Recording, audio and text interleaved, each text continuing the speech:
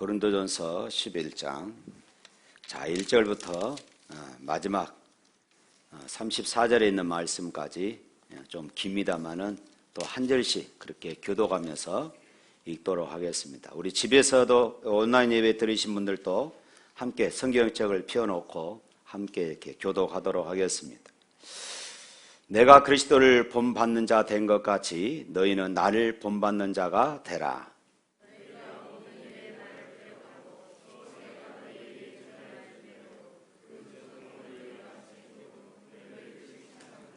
그러나 나는 너희가 알기를 원하노니 각 남자의 머리는 그리스도요 여자의 머리는 남자요 그리스도의 머리는 하나님이시라.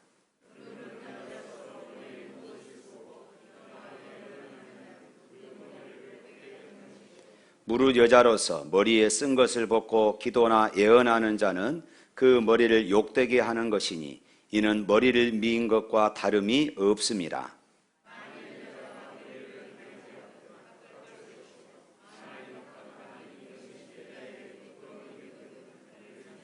남자는 하나님의 형상과 영광이니 그 머리를 마땅히 가리지 않거니와 여자는 남자의 영광이니라.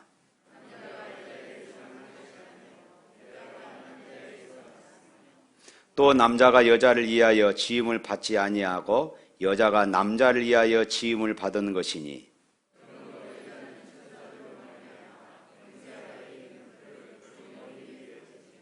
그러나 주 안에서 남자 없이 여자만 있지 않고 여자 없이 남자만 있지 아니하니라.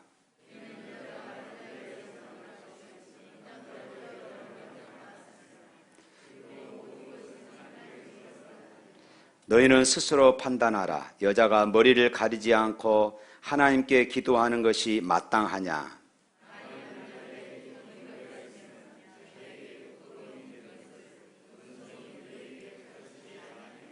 만일 여자가 긴 머리가 있으면 자기에게 영광이 되나니 긴 머리는 가리는 것을 대신하여 주셨기 때문이니라.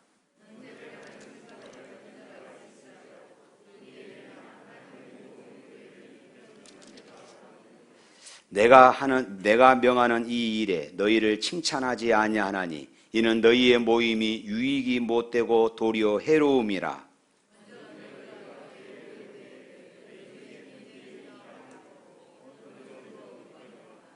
너희 중에 파당이 있어야 너희 중에 옳다 인정함을 받은 자들이 나타나게 되리라.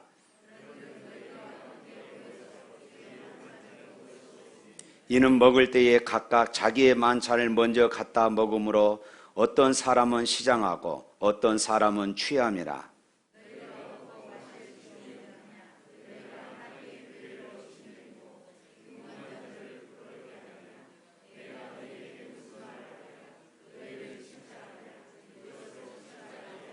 내가 너희에게 전한 것은 주께 받은 것이니 곧 주 예수께서 잡히시던 밤에 떡을 가지사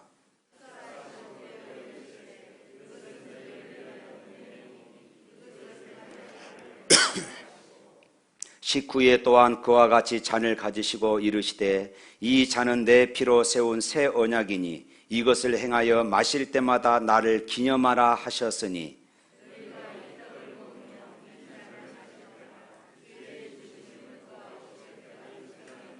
그러므로 누구든지 주의 떡이나 잔을 합당하지 않게 먹고 마시는 자는 주의 몸과 피에 대하여 죄를 짓는 것이니라.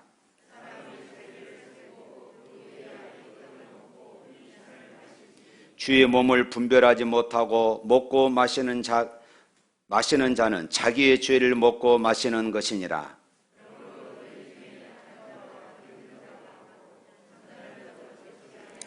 우리가 우리를 살폈으면 판단을 받지 아니하려니와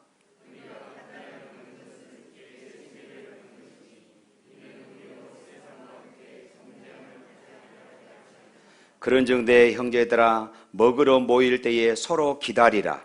만일 누구든지 시장하거든 집에서 먹을지니 이는 너희 모임이 판단받은 모임이 되지 않게 하려 함이라.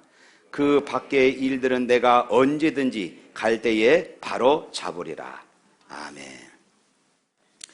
오늘은 고린도전서 강의 11번째 그런 시간이 되겠습니다. 우리나라는 유교 문화의 영향을 받아서 남녀의 차별이 매우 심했습니다. 그래서 이런 말이 있습니다. 여자가 지켜야 할 3가지 도리가 있다고 그럽니다.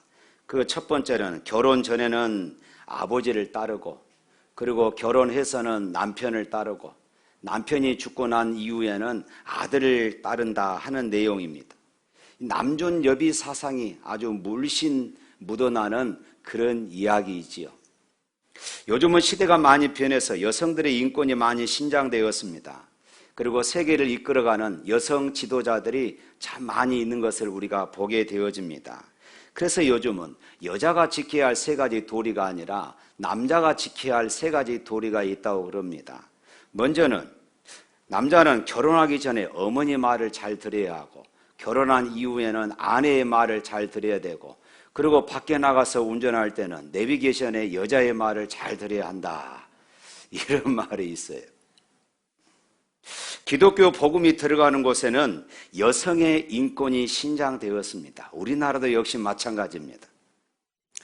기독교 국가일수록 여성들의 지위가 향상되고 있음을 우리가 보게 되어집니다. 그리고 남녀가 평등한 그런 사회가 되었습니다. 그렇습니다. 예수님께서 복음 안에서 보여주신 이 정신은 각 사람의 차이는 물론 차이점들은 있을 수 있지만은, 그러나 모든 사람이 하나님 앞에서 평등하다 하는 것이지요. 할렐루야. 세상은 힘이 있고 없음으로 말미암아 차별을 했습니다. 그러나 예수님은 인간의 몸을 입고 하늘 보좌에 내려오셔서 십자가에 죽기까지 낮아지셨습니다. 힘의 논리와 차별로 온갖 상처와 그리고 고통이 만들어진 이 세상 속에서 사랑과 섬김의 삶을 통해 보여주시며, 모든 사람들은 하나님 앞에서 평등함을 주님은 선포하신 것입니다. 그런데 오늘 이제 방금 읽었던 본문 여러분 읽으면서 무슨 느낌 드셨습니까? 야, 왠지 여자가 좀 꿀리고 남자가 좀 우월하는, 괜히 여자가 기분 나쁘고, 어떤 남자들은 오늘 본문을 이용해서 봐라, 여자의 머리는 남자라고 말하지 않느냐 하면서 자신의 권위를 앞세우는 이런 모습들도 종종 있습니다. 또 남자가 여자에서 난 것이 아니고 여자가 남자에서 난 것이라고 말합니다. 남자가 여자를 위해서 지음받은 것이 아니라 여자가 남자를 위해서 또 지음받았다, 이렇게 말합니다. 그래서 오늘 본문은 부분적으로 보면은 예수님의 그 가르침과 정반대되는 이런 이야기로 비칠 수도 있는 내용입니다. 오늘 본문은 2가지 내용이 있습니다. 하나는 예배 중에 여자들이 머리에 수건을 써야 하는 문제, 또 하나는 성찬 때에 일어나는 그런 고린도 교회 안에서 일어났던 그런 문제들을 지금 2가지 다루고 있습니다.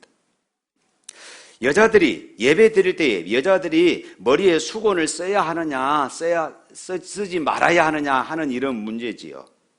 유대 사회에서는 남자는 모자를 쓰고 여자는 너울로 머리를 가렸습니다. 지금도 정통 유대인들은 남자들은 머리에다가 검정 모자를 쓰고 다니죠. 중절모를 쓰고 다닙니다. 하나님 앞에서 자신의 죄와 허물을 가린다는 그런 의미도 여기에 포함되어 있습니다. 가톨릭에서는 지금도 이런 것들이 남아있지요. 교황은 머리에 조그만 빵모자 같은 것을 쓰고, 또 여자들은 매 예배 드릴 때마다 머리에다가 수건을 그런 쓰는 것을 우리가 보게 되어집니다. 고대 사회에서는 여자들은 머리를 가렸습니다. 고대 사회 문화였어요. 여자들의 이 머리카락은 순결과 그리고 정절을 상징을 했습니다. 그래서 집 안에서는 머리를 그렇게 내고 다녀도 괜찮지만은 여자들이 밖에를 나설 때는 반드시 머리를 가리도록 그렇게 되어 있었던 것입니다. 이것은 그때 당시 사회의 전통이었고 그 사회의 문화였던 것입니다. 지금도 중동 지역에서는 이런 전통이 그대로 이어져서 여자들이 머리에다가 무엇을 쓰고 다녀요? 히잡이라고 하는 것을 써서 온몸을, 얼굴만 내밀고 온몸을 다 가리고 그렇게 다닙니다. 로마 시대에는요, 노예는 머리를 깎았어요. 그리고 성경에서 보면은 창녀와 간음한 여인, 또 슬픔을 당한 여인들은 머리를 다 밀어버렸습니다. 고린도전서를 기록하던 그 시대의 여자들은 이 너울로 머리카락을 가리고 다녀야 했습니다. 여자가 머리카락을 가리지 않고 애출하면서 길에 걸어 다니는 것은 자신은 부정한 여인이다, 나는 창녀다 하는 그런 의미가 그 시대의 문화였던 것이지요. 그런데 고린도 교회 여자 교인들 중에서 우리는 예수님 안에서 자유다 이렇게 주장하면서 교회 안에서 이제 과거 저 사회의 문화나 전통처럼 머리에 수건을 쓰지 않고 그저 와서 하나님 앞에 예배 드리는 이런 모습이 있었던 것입니다. 이로 인해서 교회 안에 문제가 생긴 것입니다. 전통적인 생각을 가진 사람들은 어떻습니까? 수건을 쓰지 않고 예배 드리는 여자 교인들을 향하여서 비난하면서 꼭 그 창녀 같다, 천하게 여기는 이런 말투들을 던지곤 했습니다. 그러니까 그 입장에 서 있는 사람들은 또 얼마나 상처가 되겠습니까? 이 사람들은 나름대로 이렇게 대변했습니다. 우리가 복음 안에서 예수님 안에서 자유인데 왜 우리가 이런 전통과 문화에 얽매여야 되느냐? 우리는 복음주의지 율법주의에 얽매여서는 안 된다 하고 막 외쳤던 것이에요. 그러다 보니까 어떻습니까? 서로 간에 비난하고 분란이 일어나기 마련이죠. 예배 때마다 교회가 시끄러운 것입니다. 바울은 이런 상황에서 개인적인 생각보다는 교회 공동체를 먼저 생각해라 이렇게 말을 합니다. 이 사상은 우리가 지금 고린도전서 1장부터 쭉 살펴왔던 바울의 사상과 크게 벗어나지 않습니다. 줄기차게 바울이 외쳤던 것이에요. 다시 말해서 덕을 세워라 이것이었어요. 우리 지난주에 고린도전서 10장 보았습니다마는 고린도전서 10장 31절 말씀 우리 한번 읽어볼까요? 다 같이 시작. 그런즉 너희가 먹든지 마시든지 무엇을 하든지 다 하나님의 영광을 위하여 하라. 먹든지 마시든지 무엇을 하든지 다 하나님의 영광을 위하여 하라. 다시 말해서 지금 내 행동이, 교회 안에서 일어나는 지금 내 행동이 하나님의 영광을 드러나는 행동이냐, 교회 안에서 내가 지금 내뱉은 이런 말들이 하나님의 영광을 드러내는 것들이냐, 아니면 하나님의 영광을 가리는 일이냐, 여기에 지금 중점을 두고 있는 것입니다.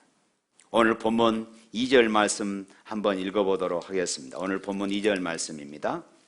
너희가 모든 일에 나를 기억하고 또 내가 너희에게 전하여 준 대로 그 전통을 너희가 지킴으로 너희를 칭찬하노라.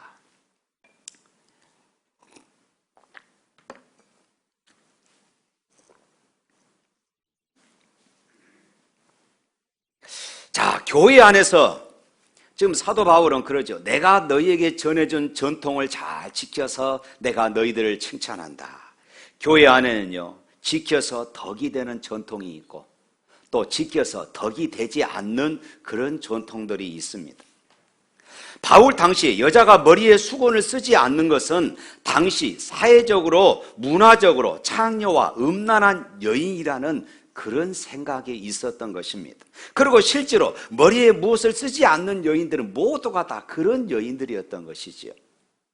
그런데 예수님 안에서 자유를 외치며 그런 모습을 하면서 교회 안에서 분란을 일으키고 또 복음을 전하는 이 일을 가로막는 일이라면은 자신이 행할 수 있는 자유를 절제하는 것이 성숙한 믿음이다. 할렐루야. 바로 이것을 바울이 말하고 있는 것이에요. 아무리 자유이지만 이것이 정말로 하나님의 영광을 가리고 복음을 전하는 일에 방해가 된다면은 자신이 행할 수 있는 자유를 절제하는 것, 이것이 성숙한 믿음이라는 것이에요. 그래서 바울이 3절에 이렇게 말합니다. 또 읽어봅니다. 3절 말씀 시작.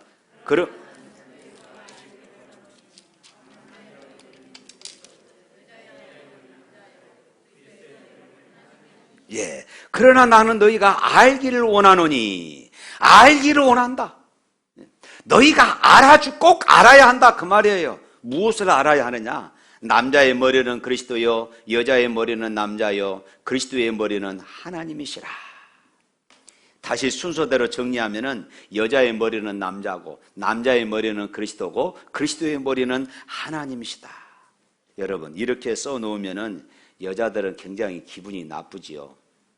여자들이 맨 아래에 있으니까요. 그러나 이 의미를 제대로 이해하기 위해서는 먼저 살펴볼 말씀이 그리스도의 머리는 누굽니까? 하나님이십니다. 그리스도의 머리는 하나님이셔요. 그러면은 하나님과 그리스도 중에 누가 더 높아요? 여러분, 하나님이다 하면은 이단돼요. 여러분, 그거 알아야 됩니다. 큰일 나요. 성부 하나님이 그리스도보다 더 높다 해버리면은 이거 큰일 납니다. 하나님과 그리스도는 동등해요. 그 본질과 속성에 있어서 동등하신 하나님이십니다. 절대로 예수님이 성부 하나님보다 낮으신 분이 아니셔요. 물론 예수님은 스스로 자신을 낮추셨습니다. 스스로 낮추셨지만은 본질에 있어서는 동등합니다. 그런 하나님과 동등해요. 그래서 빌립보서 2장에서 그것을 가르쳐주고 있습니다. 빌립보서 2장 5절부터 8절 말씀 읽어봅니다. 그런데 왜 화면에 안 띄워주죠? 네, 이제 나오네. 자, 빌립보서 2장 5절부터 8절 말씀 다 같이 읽습니다. 너희 안에 이 마음을 품으라. 곧 그리스도의 예수의 마음이니 그런 근본 하나님의 본체시나 하나님과 동등됨을 취할 것으로 여기지 아니하시고 오히려 자기를 비워 종의 형체를 가지사 사람들과 같이 되셨고 사람의 모양으로 나타나사 자기를 낮추시고 죽기까지 복종하셨으니 곧 십자가에 죽으심이라. 여기 보십시오. 하나님의 본체고 하나님과 동등하십니다. 그런데 하나님과 동등됨을 취하지 않으시고 스스로 낮추셨다. 이렇게 말씀하고 있어요. 그럼에도 불구하고 그리스도의 머리는 하나님이다. 이렇게 말씀하고 있어요. 그렇다면은 여자의 머리가 남자다. 그래서 남자가 더 높다는 말입니까? 그렇지 않다는 것이에요. 지금 바울이 말하고 있는 것은 그것입니다. 남자가 여자보다 더 우월하다는 말이 아닙니다. 그러면은 여자의 머리가 남자다라는 그 의미가 무엇일까요? 이것을 알기 위해서는 또다시 그리스도의 머리가 하나님이시다. 이 말씀을 우리가 또 이해해야 하는 것이에요. 삼일체 하나님이 일하시는 방법이 있습니다. 성부 하나님께서 아들 예수님을 통해서 세상을 구원하시기를 계획하셨습니다. 그리고 예수님은 성부 하나님과 동등하시지만은 성부 하나님의 그 뜻에 스스로 복종하셨어요. 복종한다고 해서 열등해서 그런 것이 아닙니다. 예수님은 아버지의 보내심을 받아 이 땅에 오셨습니다. 그리고 아버지의 뜻을 다 이루셨어요.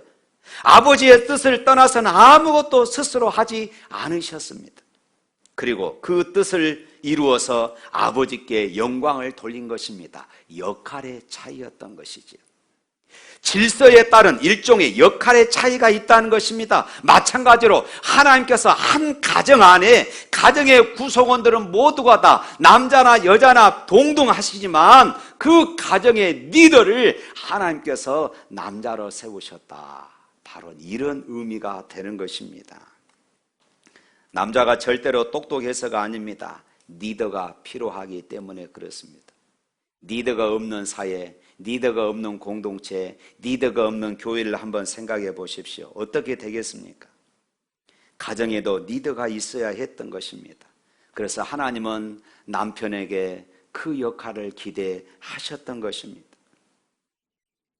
바울은 남녀의 관계를 주인과 종의 어떤 주종의 수직적인 구조로 그렇게 말하는 것 같지만은 그것은 가정과 교회의 영적인 권위, 영적인 질서를 말하는 것 뿐입니다. 바울은 자신이 그렇게 표현함으로 남녀의 관계가 주종의 관계로 이해되는 것을 막기 위하여서 오늘 본문 11절, 12절 말씀에 다시 한번 바울이 강조하는 것이 있습니다. 11절 12절 말씀 또 읽어봅니다.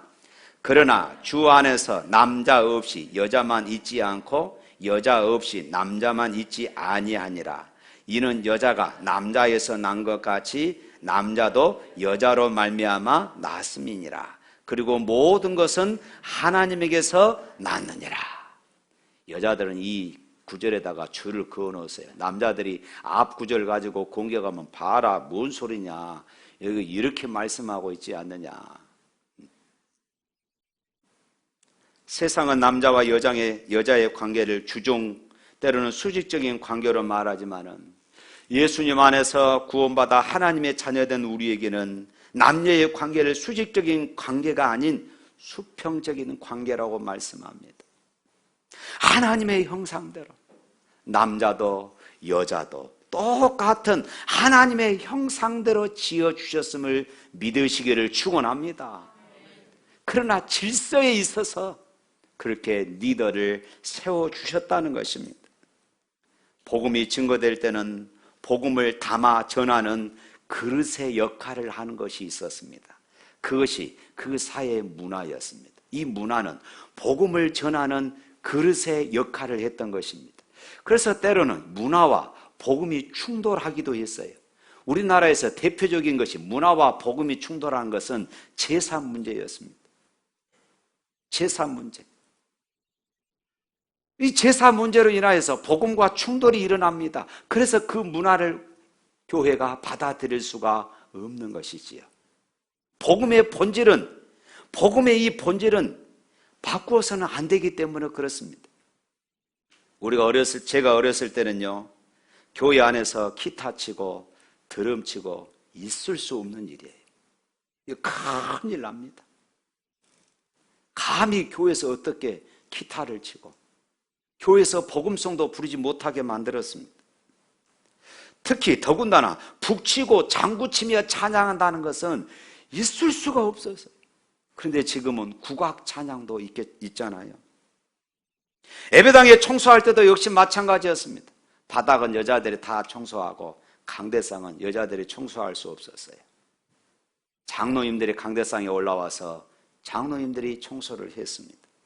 최근까지도 여자들은 헌신 예배를 드릴 때에 이 강대상에 올라와서, 상강대상에 올라와서 사회를 볼 수가 없었습니다.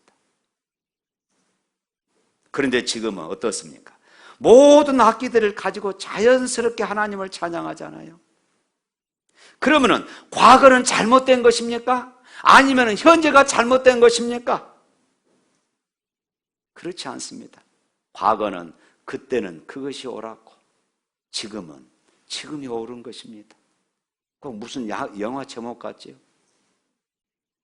그때 다르다는 것이에요. 다시 말해서 복음의 이 본질은 절대로 바꾸어서도, 복음의 본질은 절대로 타협해서도 안 되는 것이에요. 그러나 문화와 사람의 인식의 변화에 따라 복음을 전달하는 그릇은 이렇게 달라질 수 있다, 이 말씀인 것입니다. 너무 과거만이 옳다고 고수하게 될 때에 고리타분한 사람이 되고, 너무 새로운 것과 자유를 주장하게 될 때는 질서를 깨뜨리는 사람이 될 수 있습니다. 그래서 오늘 본문 13절에 바울은 이렇게 말합니다. 13절 말씀 읽어봅니다. 너희는 스스로 판단하라. 여자가 머리를 가리지 않고 하나님께 기도하는 것이 마땅하냐. 스스로 판단해라, 이 말입니다. 스스로 판단해라. 다시 말해서 성경에서 이것저것 다 이렇게 말해 줄 수 없으니까 여기서 스스로 판단하라, 이 말은 우리에게 주신 이 믿음의 능력으로 충분히 이 모든 것들을 판단할 수 있는 그런 능력이 이미 주어졌다, 이 말씀인 것이에요.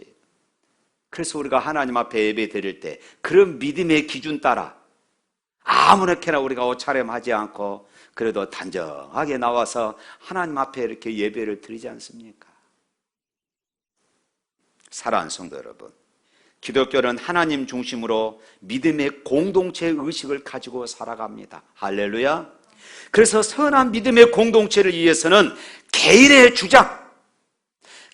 주장을 내려놓는 것이에요. 이것이 교회의 평안을 위해서, 교회의 화목을 위해서, 무엇보다도 하나님의 영광을 위해서 중요하다 그 말입니다. 그런데 요즘은 믿음의 공동체 개념보다는 개인주의 성향이 더욱더 강해져 가는 그런 시절이 되어버렸습니다. 그래서 자신의 영향력이 교회의 일치됨과 교회의 화목보다도 더 중요한 기준이 되어버리는 그런 시대가 되어버렸어요. 사랑하는 성도 여러분, 믿음이 자기만 아는 이기적인 모습이 되면은 자신은 물론이거니와 함께하는 이웃들, 그리고 교회 공동체에 큰 아픔이 되어집니다. 예수님이 이 땅에 오셔서 하나님의 사랑으로 다양한 사람들을 인정하면서도 십자가 정신으로 하나가 된 줄을 믿으시기를 바랍니다. 사랑하는 성도 여러분, 그러므로 우리가 신앙생활을 하면서 혼자 앞서가는 것이 아니라 함께 연합해 가는 것입니다. 사랑하기에 스스로 절제하고 겸손할 줄 아는 그런 성도들이 되시기를 주님의 이름으로 축원합니다. 두 번째는 이 성찬의 문제입니다.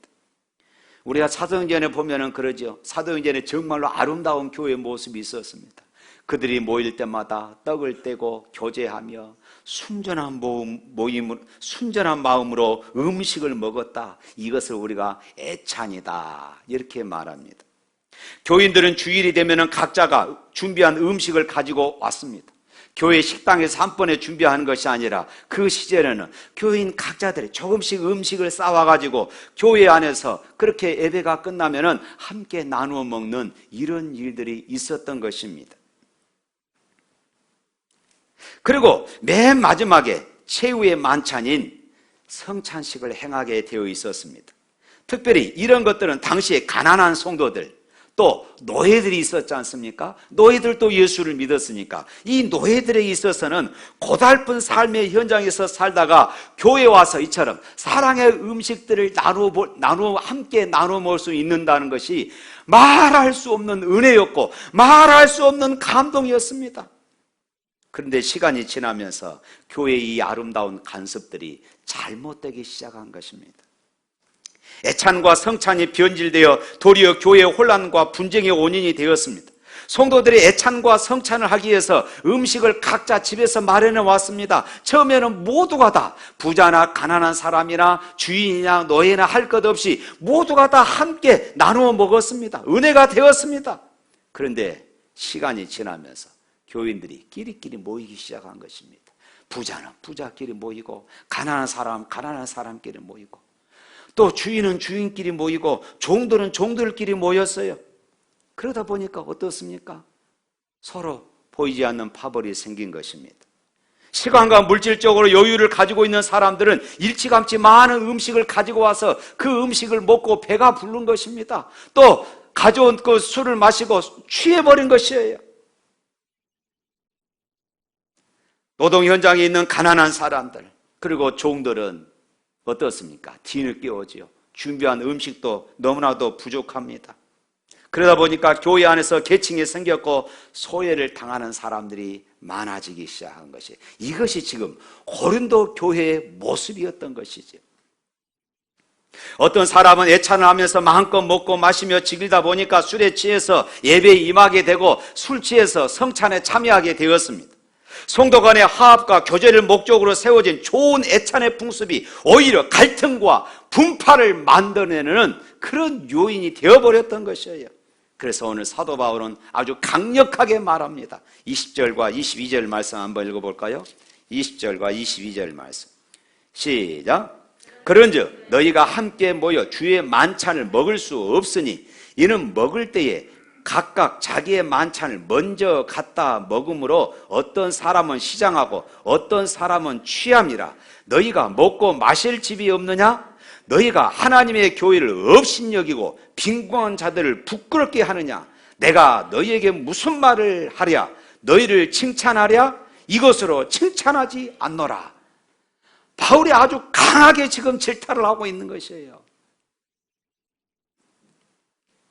바울이 고린도 교회를 크게 꾸짖으면서 예수님께서 마가의 다락방에서 마지막 만찬을 행하시면서 기념하라, 이렇게 명령하신 것을 다시 한번 새겨주며 영적인 회복을 촉구하고 있는 것이에요. 사랑하는 성도 여러분, 교회는 예수님으로 인해서 계층이 생기고 분파가 생기고 갈등이 만들어지면 안 됩니다. 오히려 예수님으로 인해서 계층과 갈등들이 서로 치유되고 회복되고 하나 되는 이런 일들이 일어야 할 줄로 믿습니다. 사랑하는 성도 여러분, 우리가 잠시 영적으로 한눈을 팔면은 본질을 놓쳐버리게 되어집니다. 우리가 예수님을 말하면서도요, 예수님이 기뻐하시는 뜻을 생각하지 않을 수도 있습니다. 영혼이 없는, 우리가 사도신경으로 신앙 고백하지만은 영혼이 없는 그런 고백이 우리 안에 일어날 수 있어요. 예배를 드리면서도 예배의 감동과 영성이 없습니다. 그래서 신앙생활에 자꾸 요령과 핑계만 늘어나기 마련입니다. 기도를 해도 습관으로 하고 말씀을 읽어도 건성으로 읽고 예배를 드려도 그 마음은 다른 곳에 있어요. 하나님의 이름은 그 마음에 없고 늘 허공에 메아리치는 그런 신앙인들이 이 땅에 얼마나 많은지 몰라요. 자신의 편의에 따라서 사는 신앙생활이 온전한 믿음이 될 수가 없어요. 가정에서도 역시 본질을 놓쳐버리면요, 부부간의 소중한 의미를 우리가 잃어버립니다. 그래서 어쩔 수 없으니 그냥 같이 가는 삶이 되어버려요. 소중함과 존중함, 그리고 감사함이 없습니다.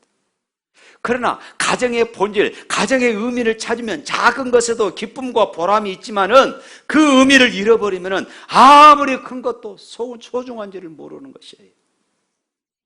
사랑하는 성도 여러분, 저는 우리 샘물교회가 천국을 느끼고 맛보는 곳이 될 수 있기를 축원합니다.